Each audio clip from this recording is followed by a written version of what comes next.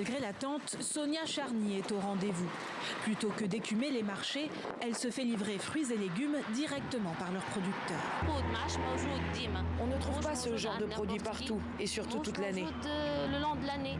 2 fois plus cher que sur un marché ordinaire, les produits d'Abdel Bassé rencontrent un immense succès.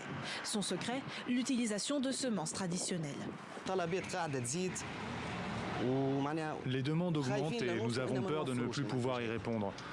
Nous sommes obligés de travailler plus et de recruter des agriculteurs qui connaissent ces semences. Face à ce constat, les agriculteurs tunisiens sont de plus en plus nombreux à revenir aux semences traditionnelles, longtemps menacées par les variétés hybrides.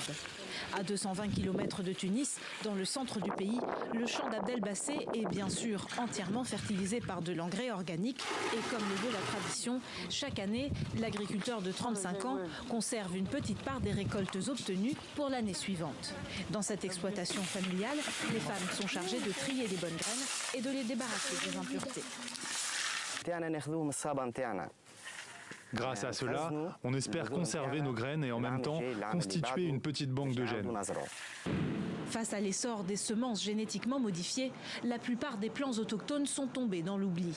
Dans leur combat pour les ressusciter, les paysans peuvent compter sur la Banque nationale de gènes qui, depuis 2007, conserve 45 000 échantillons de semences locales, dont 100 variétés de blé et 102 variétés d'olives. Notre travail aujourd'hui, c'est travailler sur ces gènes, c'est identifier quelles sont les variétés, voilà, quels sont les génotypes qui ont cette qualité, ou ce critère donc, spécifique, et les utiliser dans des croisements pour avoir des variétés élites ayant un rendement meilleur avec une résistance aux maladies, avec résistance au stress hydrique. Pour le moment, le rendement relativement faible des variétés paysannes complique leur commercialisation. Mais pour les chercheurs, il y a urgence. Selon eux, seules les semences traditionnelles pourront résister aux records de chaleur attendus d'ici 2050.